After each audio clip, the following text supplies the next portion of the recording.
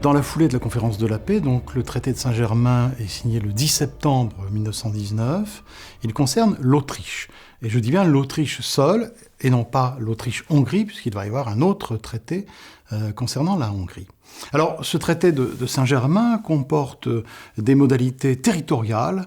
En gros, l'Autriche est réduite à une communauté de 6,5 millions d'habitants. Et quand on voit aujourd'hui la taille de Vienne, qui est une capitale d'empire avant 1914, on voit combien cette capitale est aujourd'hui disproportionnée totalement par rapport à la taille de l'Autriche actuelle, issue justement du traité de Saint-Germain du 10 septembre 1919. Les modalités territoriales se marquent par des pertes de territoire de l'Autriche extrêmement importantes. La Galicie passe à la Pologne, nouvellement créée. La Bohême-Moravie revient à la Tchécoslovaquie, également nouvellement créée. Le Tyrol du Sud, donc ce qu'on appelle le Haut-Adige, revient à l'Italie, et la partie Styrie-Carinthie revient à la Yougoslavie, nouvellement créée également.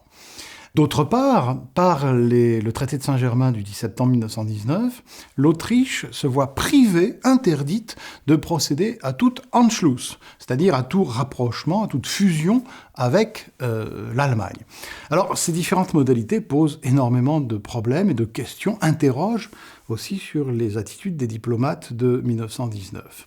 Parce qu'il faut se souvenir qu'en octobre 1918, justement, les populations autrichiennes avaient demandé leur rattachement à l'Allemagne.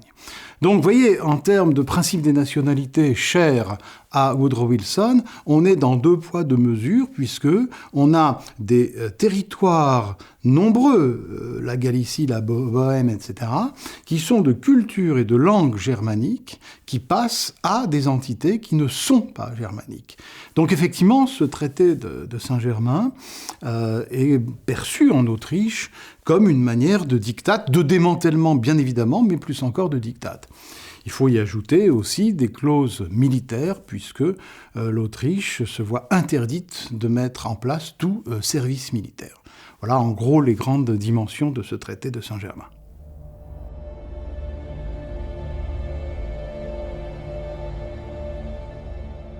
Le traité de Neuilly est signé donc le 27 novembre 1919 avec la Bulgarie, un des États associés à l'Allemagne et l'Autriche-Hongrie pendant la Grande Guerre.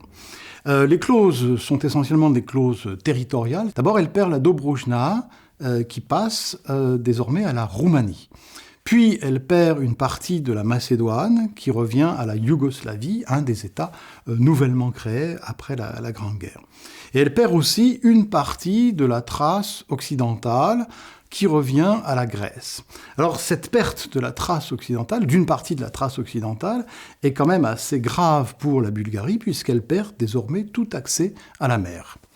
Et puis, il y a des clauses militaires et des clauses financières à ce traité de Neuilly.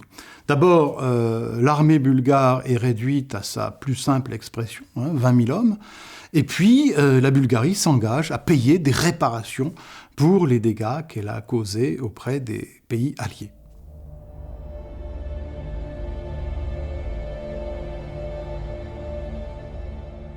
Le dernier traité engageant les puissances européennes est le traité de Trianon, qui est signé le 4 juin 1920 avec la Hongrie.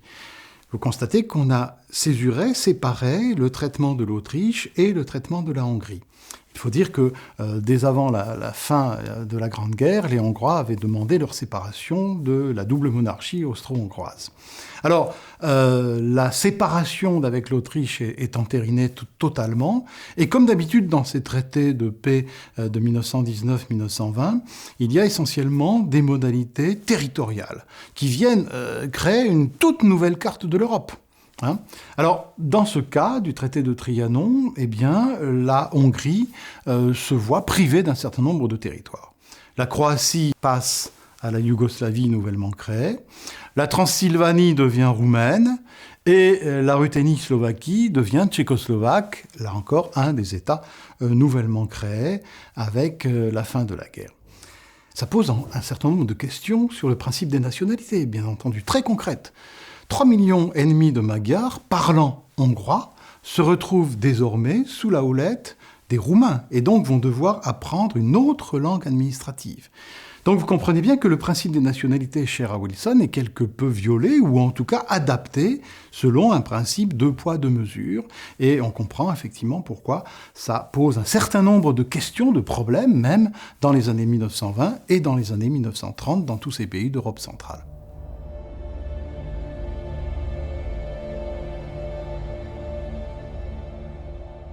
Le traité de Sèvres a été signé le 10 août 1920 et c'est un traité qui est très connu parmi les traités de la fin de la Première Guerre mondiale, mais qui est intéressant parce que, en réalité, c'est un traité qui n'a pas été ratifié et qui est justement célèbre parce qu'il n'a pas été ratifié et a donné lieu à une révolte.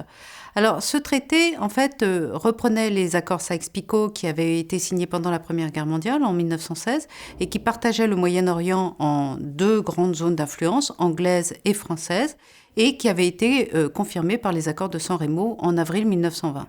Ce traité, quand il est signé en août 1920, en fait, entraîne une révolte du côté de la Turquie, et cette révolte, finalement, va donner naissance à une armée kémaliste qui va reprendre la guerre, qui va lutter contre les Français, les Anglais et les Grecs qui demandent à récupérer une partie du territoire. Alors, quel est l'objet des territoires qui sont en cause ? D'une part, à l'est, on a la Grande Arménie qui veut un territoire indépendant, un Kurdistan indépendant. Au sud, la Syrie et l'Irak qui empiètent en particulier sur le plateau anatolien. Et à l'ouest, le territoire de Smyrne qui est destiné à être donné aux Grecs. Alors c'est le personnage de Mustafa Kemal qui va lancer la révolte et qui va la mener sans discontinuer pendant 3 ans. Et au bout de ces 3 années, et pendant ces 3 années, en fait, les négociations reprennent dès la fin de 1920 et l'ensemble aboutit à un nouveau traité qui est le traité de Lausanne, le 24 juillet 1923. Donc ce traité de Lausanne, en fait, permet à Mustafa Kemal de devenir un chef d'État important, indépendant, mais surtout, sur un plan territorial, eh bien, il entérine le fait que le Kurdistan indépendant ne verra pas le jour, que la Grande Arménie qui était prévue ne verra pas le jour non plus, que les détroits restent sous souveraineté turque, mais sont démilitarisés, et un certain nombre de populations qui posaient problème aux Turcs, notamment les Grecs, sont déplacées. Donc, ce traité de Sèvres est un traité important par cette histoire assez particulière qui n'est pas un traité qui amène à la fin de la guerre, mais un traité en fait qui relance la guerre paradoxalement pendant 3 ans.